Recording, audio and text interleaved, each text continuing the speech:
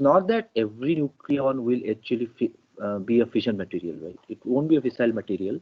Most of the times it's seen that uranium has been used because it is more or less easily fissionable. But then there exist some other elements also which are also fissionable. Okay, so that is also important. So it depends on what kind of nuclei I'm studying. So there will be certain range, like as far as logic goes, there should be certain range. Means the value of A mass number should be certain above certain value for which nuclear fission may be observed. Okay, so it was found that this value was above 100. But then again, there is a question that if it is above 100, that means any nuclei with above 100 value of A should show fission behavior. But that again doesn't happen. So that is being explained by something which we call as the Bohr-Wheeler theory. So for the next few classes, we are going to develop this idea, okay, and going to have a very clear picture of what kind of material can actually show fission. Okay. So let's start with the basic definition of nuclear fission. I've already given an intro at the previous class. So we do have a heavy nuclei, okay, and then what we do is we observe that it actually breaks up into two light nuclei. Let's say Y and Z. Okay. So in general, I think a very common example would be neutron bombarding a uranium, which is the target, and it breaks up into two nuclei, might be barium and might be krypton. Okay. So initially, it was seen that barium was showing properties similar to what it says uranium. So we basically call it as transuranic. But then later it was found that it is a separate element altogether, which is barium. And then we also know that if this is A, okay, if this is A, okay, let's say uranium 235, and we have got neutron here, so it's 1, so it will be 236. So if this is 138, the value here should be plus something, which will give you 236. Okay, so it should be more or less 98, right? It is 98. So this is something which you already know, because there has to be this mass number which is getting conserved. So let's just look into this binding energy curve, okay? And then please concentrate on the fact, because the concept that we are going to learn now is more or less something which you already know, okay? So we do have binding energy per nucleon along the y-axis, and the number of nucleon, that means A, along the x-axis. And then we do observe that it shows this behavior, and of course this comes down, okay? It starts from helium, okay, or even hydrogen, 1H1. And then it shows some peak, but we are not concerned about magic numbers, so I have not shown the peak here. We've just given a general distribution of this. Okay, so this way somewhere you have the uranium part. Okay, somewhere here, so it is around 240, let's say. So uranium 239, uranium 235, uranium 236. Okay, all those are actually nothing but fissionable material. When the fission happens, you do have two stable nuclei, whose binding energy will be more compared to that of uranium.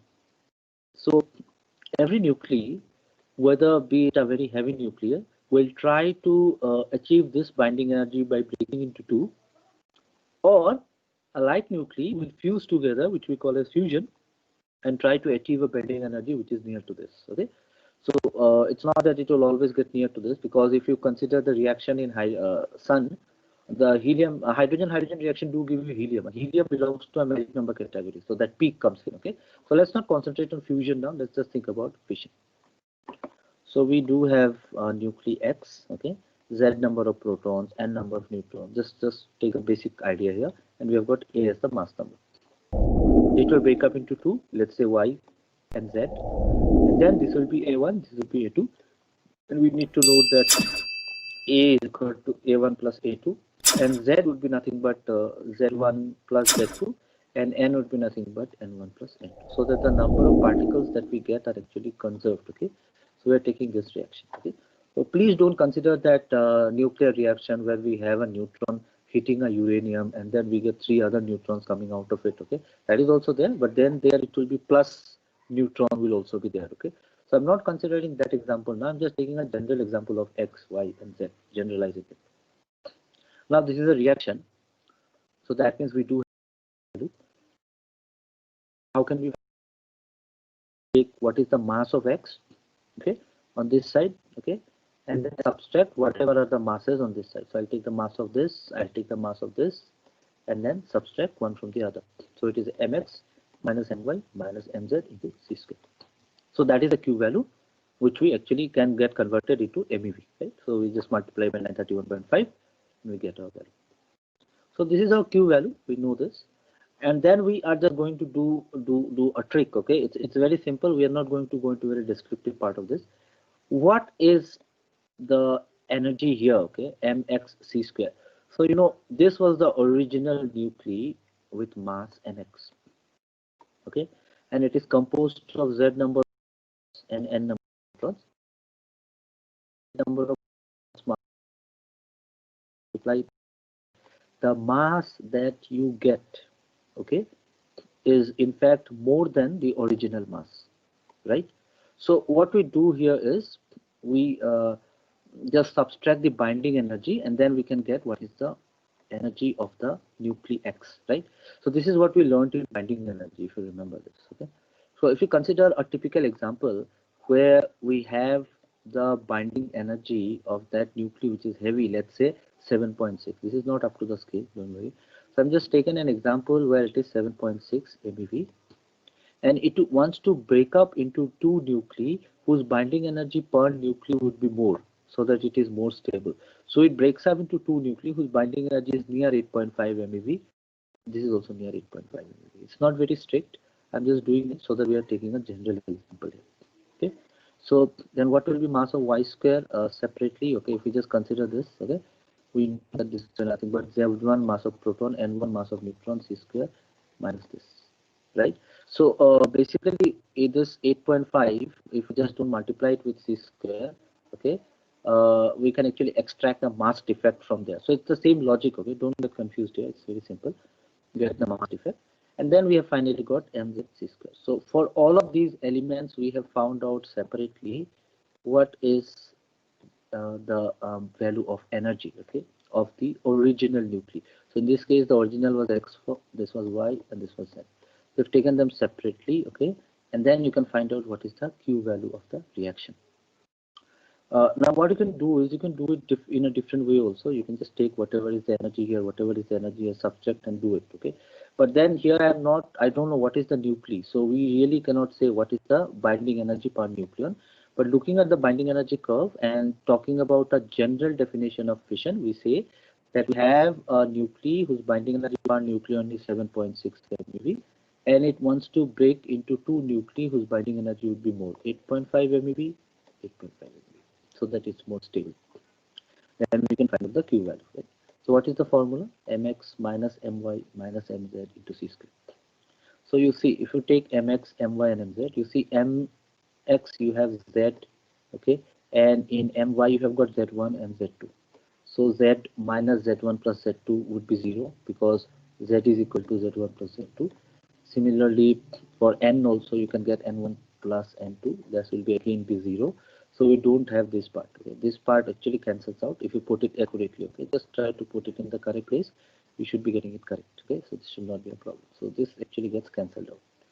So what remains with us is this. Okay, we have got 8.5 MeV A1 plus A2. Why there is a plus? Because you have this part. Okay, minus. You have a minus before it. Okay, so we just put a bracket. This will be plus. Okay. And then you can just put a minus, and then there is already a minus there, okay, so you can just put that minus minus, it will become plus. Just do the maths, you should get 8.5 MeV A1 plus A2. Okay, you will do it mentally also. You don't really need to write down in pen and paper. I think it's not very difficult. Minus 7.6 MeV. Then let's see the result here. So A1 plus A2 is nothing but A, right? It's nothing but A. So you can take A common, and then it will be 8.5 minus 7.6. So 8.5 minus 7.6 will be nothing but 0.9 into 8. So we have got the Q value. So if we consider a nuclei, let's say there are 240, okay, because we are taking a general case, we are not saying whether it's uranium or plutonium or whatever. We're just taking it to be, let's say, 240. We get the Q value to be 216 MeV. Now, if the Q value is positive, it says that the reaction is energetically favorable. Okay, so that means in general the probability of the reaction happening is more. Okay, the chances are more, and this will actually happen. Okay, so if we just say it's positive, we do say that it's energetically favorable, and it will basically yield an energy of 216 MeV. Okay, so this actually is the energy which is distributed as the kinetic energy of Y and Z. So if you again recall the question that I've asked, kinetic energy, which nuclei will get more kinetic energy? So look into this now. This is 216 MeV, and this 216 MeV of energy has to be somewhere, right? So it will be basically carried out by these two nuclei which are being produced, Y and Z. So if Y and Z are equally heavy, both of them will have more or less near about the same kinetic energy being carried. Okay, it will be 108, 108. But then if one of them is too light, the chances are that it will actually carry more kinetic energy for the system. Okay, so you really don't know that what kind of distribution would be, but you can definitely say that the energy carried out by the lighter nuclei will be more compared to the heavier nuclei. So this is the energy that is being distributed in the products, okay, X and Y.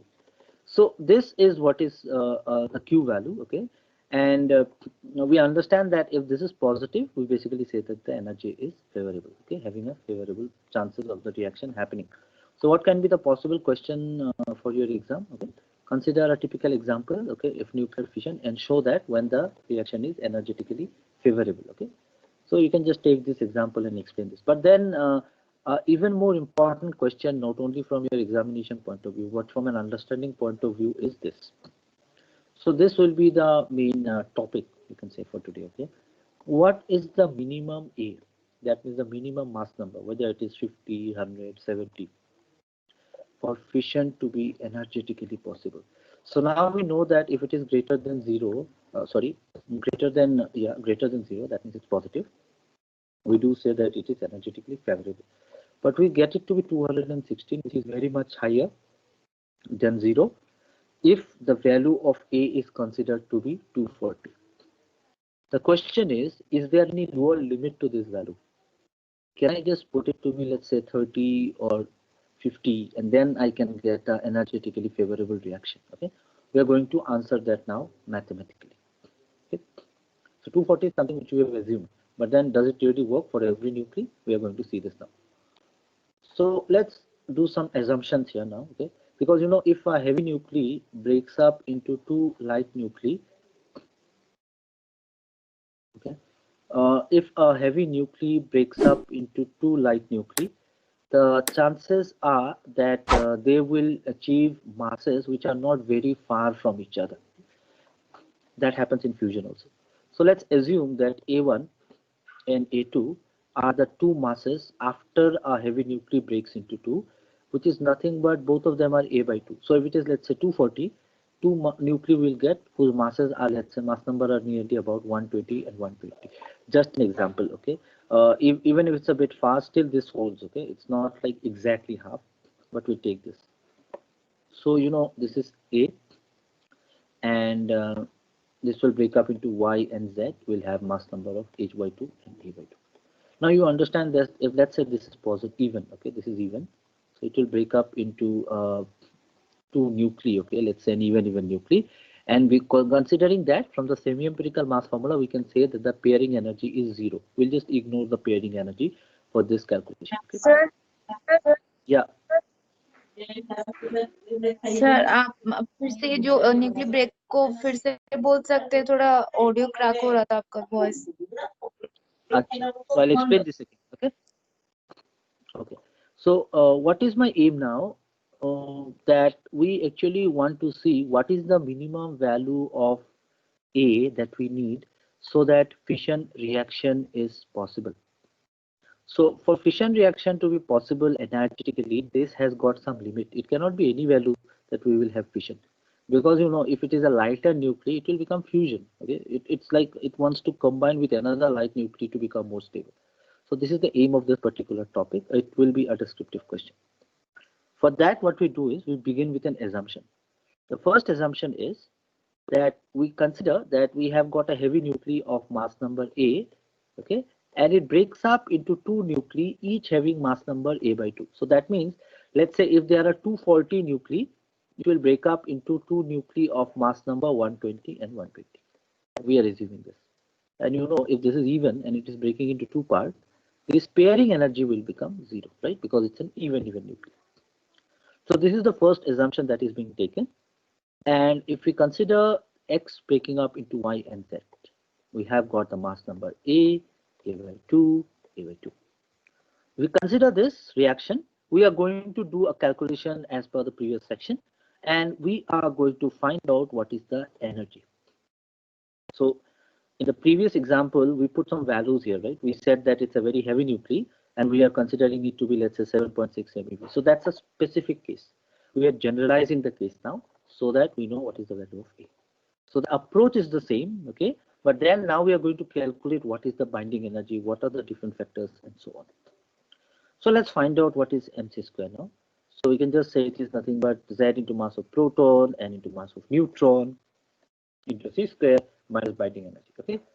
So I hope you don't ask me question here, because I think this is something which you've done a number of times. It should be more or less easy for you now, okay? Let's calculate the binding energy. So previous section, whenever we actually plot a graph between binding energy per nucleon and the mass number, the binding energy per nucleon is calculated using the semi-empirical mass formula. Okay, this is what we have learned now. So we are going to use the same semi-empirical mass formula. So we do have the volume term, we do have the surface term, we do have the Coulomb term, we have the asymmetry term and the pairing term. In this particular case, just to make things a bit easy, we are ignoring the pairing term because we are considering that this is even. Okay. Also, if this Z value is very high, okay, if this Z value is very high, number of proton is very large, this -1 can also be ignored. Okay, we'll do that. Just doing it for simplicity. That's all. Okay. So let's look into one by one. Okay, let's look into the terms one by one. Okay, and you know there will be this conservation of energy on both sides. Okay, so you have to just look into this. Let's see volume. So the volume, see, volume will definitely be the same. If this is A and you are having a nuclei, the volume occupied by this will be equivalent to the volume occupied by these two. So there is going to be no change in volume. Okay. So if previously the volume was, let's say, A, okay, because you know volume directly depends on A, okay. So we know that, okay, because R is equal to R naught A to the power 1 by 3, and then we can take the R cubed value, and then we know it depends on A. After the reaction, it will be nothing but A by 2 plus A by 2, which again gives you A. So that means the volume term will more or less remain same, okay, and this will actually add to the binding energy. So there is always a plus sign here, right? Next, let's look into the surface term. The surface term, we have one nuclei and surface before. So before the reaction happens, okay, we have got one nuclei. So let's say we have got just one X, okay, one surface, one nuclei. But when the reaction happens, we have got two nuclei and we have two surfaces. Okay, hence what happens, the surface area will increase. So that means we cannot ignore the surface term before and after the reaction for binding energy. Okay, mind you, why we are taking before and after? Because if you go into the previous section, okay, you see this. This is your before. This is your after. Okay, this is your after, and we are combining it in the Q value reaction. So we should know what is before and after, right? Think about it. It should not be very difficult to understand. Okay. Okay. So before we have one nuclei, one surface. After we have got two nuclei, two surface. Hence the surface area will increase. So we cannot say it remains the same. So we cannot subtract it before and after. Okay, and make it 0. No, not possible. Volume term we can do. Okay. Next, Coulomb term. Coulomb term will also change. What is the reason? Because you know you have got two nuclei after the reaction. So that means these two nuclei will actually repel, okay, or attract, okay, but it will repel because both of them will have the protons there. So the chances are there that it will repel, because now after the reaction happens, the distance between these two nuclei will be greater than that of the nuclear radius. So it's obviously going to be greater than 10 to the power minus 15 meter, okay, within which we know that the nuclear force of attraction works, okay. Even we know it better because we know that below 0.7 it will become a repulsive force. It has a particular range, so it is beyond that range. So there will be a normal Coulomb repulsion happening. So the Coulomb potential will decrease, okay, since because of two spheres, the distance between the protons, okay, which was initially in one sphere, okay, increases. So you've got one here system, and then all these are nothing but nuclear reactions. But after the reaction happens, we have got two nuclei, and both of them will have protons, but they are separated by a substantial distance, which is very, very greater compared to the nuclear separation. So that means there will be a repulsion here. So that means the Coulomb potential will now act after the reaction. And you know, if Coulomb potential increases, there is going to be the reduction in the potential. Okay, so this is going to affect the binding energy. Okay, so basically what happens is, because of the one nuclei breaking up into two nuclei, there is always a competition between the surface term and Coulomb term, which will vary from nuclei to nuclei. A uranium nuclei breaking into two and a plutonium nuclei breaking into two might not have the same Coulomb term in the surface term. One might have more surface term, other might have more Coulomb term, and so on, okay, and vice versa. It depends. So there is always this competition, okay. So whichever overtakes wins, okay. So that is something which is there. That effect will be always more. So we are not predicting that. And let's say the asymmetry energy, it is basically the symmetry term, it will basically remain same. Why? Because we know that symmetry term has got n by minus z whole square divided by a. So let's just look into this before the reaction. So if we just look into this before the reaction, it is n minus z by a, okay. And after the reaction splitting, what happens is we have got two nuclei, okay. One has got n by 2 protons and n by 2 neutrons and n by 2 protons, okay. And a becomes a by 2. So just do the maths here. You 2 common, it's square, 4 comes out, goes at the denominator. This 2 comes up, 2 and 4 gets cancelled, and then there is a 2 at the denominator. These 2 and these 2 will get cancelled, and you basically have n minus z whole square divided by a.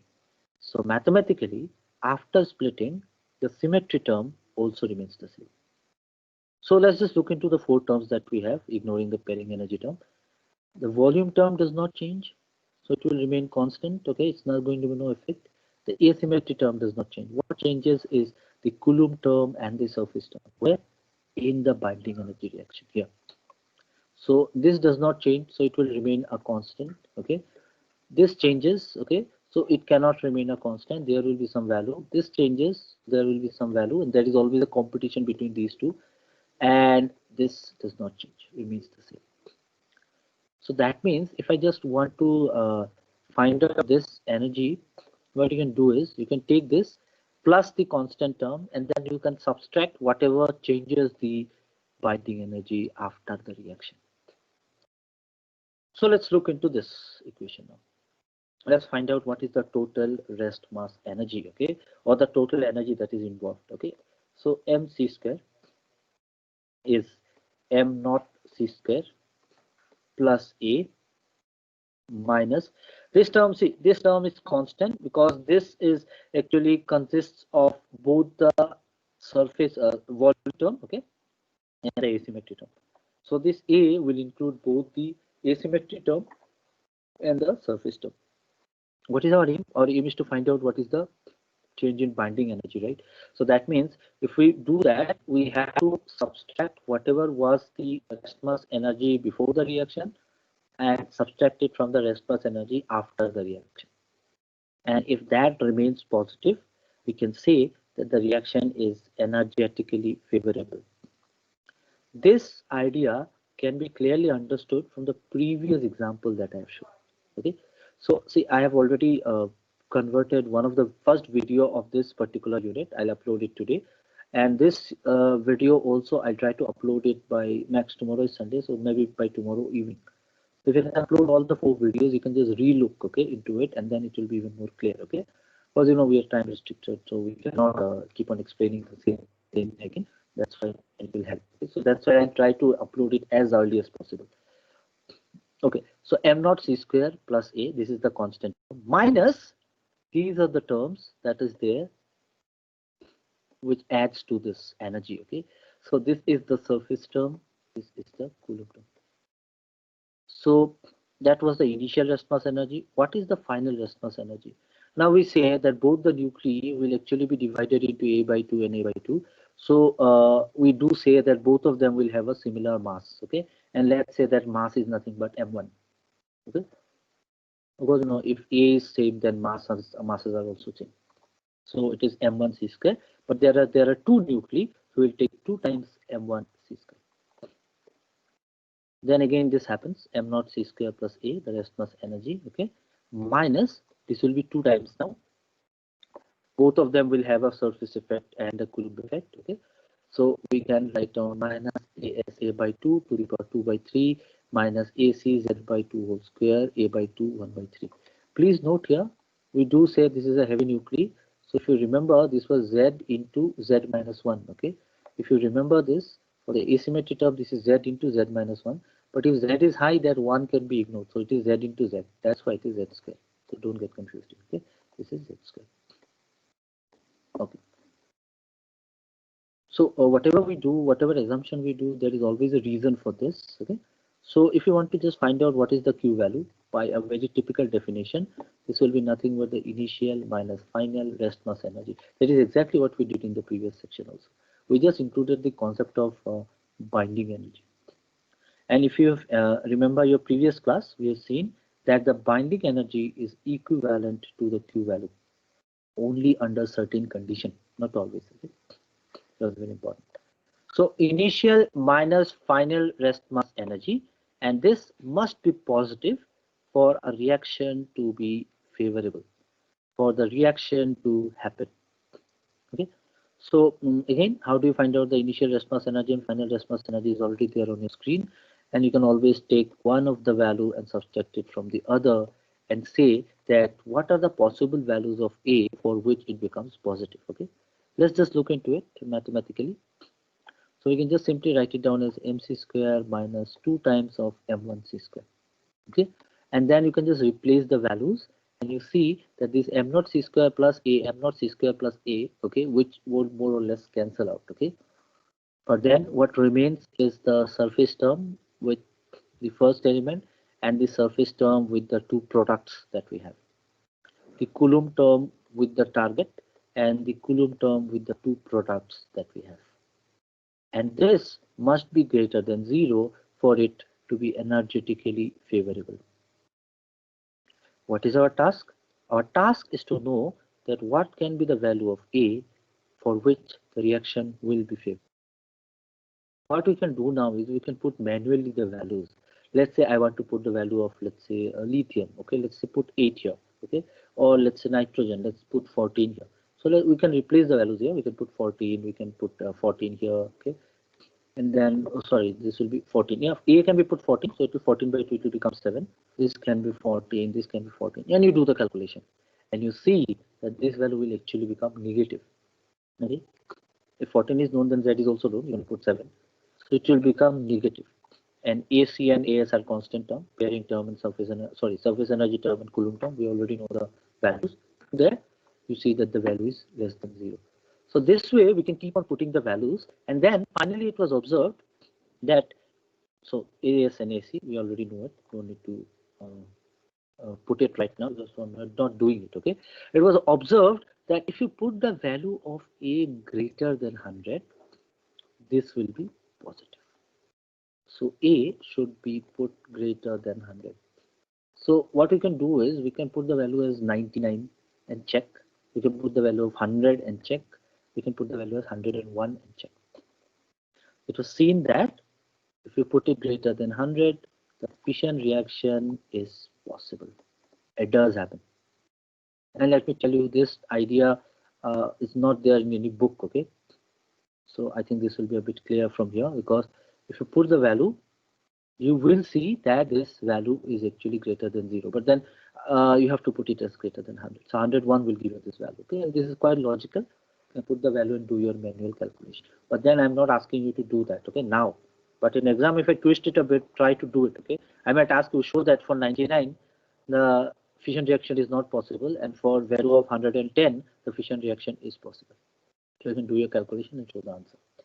But try it. Okay. But then there is a question, a very important fundamental question. There are a number of nuclei greater than 100. In fact, if you consider uranium, which is 239, we also have nuclei which are greater than that. Okay, A is greater than that. That's of course very unstable, but the thing is they do exist.